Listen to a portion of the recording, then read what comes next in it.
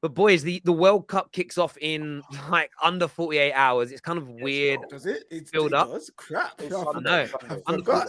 Sunday it kicks off. Let's just go through it prediction wise. So I want to start off. We won't do winners. We'll do winners at the end. I'm going to go first with dark horses of the tournament. Who are your dark horses? I'll start with KJ. Who are your dark, and viewers, I want you to do the same thing. Who are your dark horses for the World Cup? So I was gonna say Senegal, but Mane is gone. So that is no longer happening. I'm sorry, Senegal. Mane is gone. In terms of the other teams, though, it's mad because I actually think all the teams look kind of even. Like looking across all the squads, like there's no like team where I'm like, rah, like that's like a mad standout. That team's like a head and shoulders above everyone else. Everyone's kind of like, you know what, here and there, looking at the squads. Low key, because he's a sextuple winner, and I think they want vengeance for the last World Cup.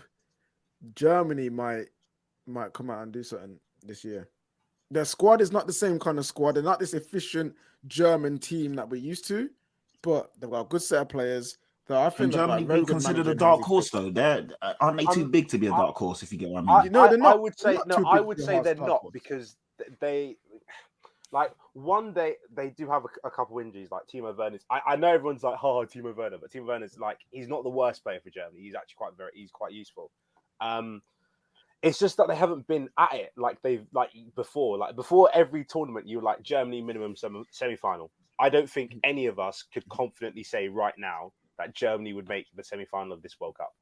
I don't think we can. But that's why maybe it's not a dark horse, but defo like they'll do better than we think they should. I think they'll overperform expectations. Yeah, they're like but to me, that's what dark horse is. If I can't sit here and say I expect X team, this team, to go to the semi-finals and potentially win the World Cup, then they're a dark horse to me because you're not even expecting them to do. I was going to say this, KJ.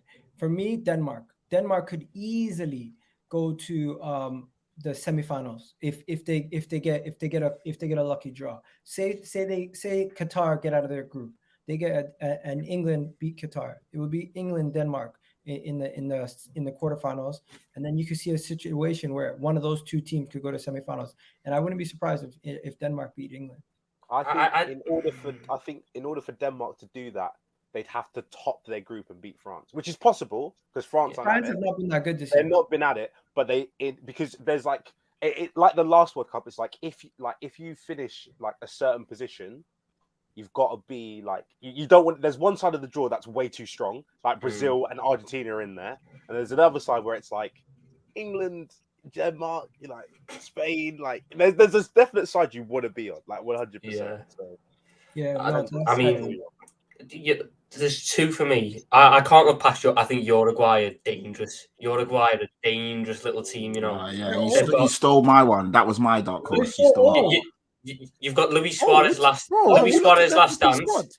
You've got Luis Suarez last dance. Darwin Núñez, midfield which has Fede Valverde, Rodrigo Bentancur. You've got a centre-back pairing of Jose Maria Jimenez, and I know he's not available to start off with, but Ronald Araujo can be fit for the knockouts if they get there. Ronald Araujo's a very good centre-back. They've got the experience to go Dean, and the style of football that they play, they are workhorses. They will die for that shirt. And I just think they want it more. There's so many storylines around that Uruguay team that I think there's something there. That's a great shout for Ariasqueta as well. That's a great shout about them. I think they've already been mentioned. I was just reading something while you guys were talking, but Denmark as well. And I think I get what everyone was saying. I don't think I don't put any of the team in the top 8. So reading them out, Argentina, Brazil, France, Spain, England, Germany, Netherlands, Portugal. I don't look at any of those teams as dark horses because of the size of that nation. I get the point about Germany and that they haven't been at it. That's more of not a dark horse, that's an underperformer. But I look at Denmark, I look at Uruguay as potential in there. And maybe not to win it, but like to have a good World Cup. Serbia as well. I've got a lot of people excited about Serbia. I was going to say Serbia and Croatia. I'm looking at the teams thinking they got Mitrovic and Vlahovic, Costa in the ball, Milinkovic, Savic in midfield. It sounds good, and they all end with. They've got some very good teams. Nice. Ghana as well. I don't know if Ghana get out the group. No. I like some of their players. I like some of them. I like some of them. As much as I respect our African countries that represent Africa in the World Cup, you see Ghana and you see Cameroon. I'm sorry, Eto. I'm sorry. It's gonna be peak. It is going to be peak for these teams. And this is what I mean. The only ones I had faith in was Senegal. And them man have lost their best player. So it's just like, how well will they do now? Yeah. Oh, by the way, did you guys see Samuel Eto's team?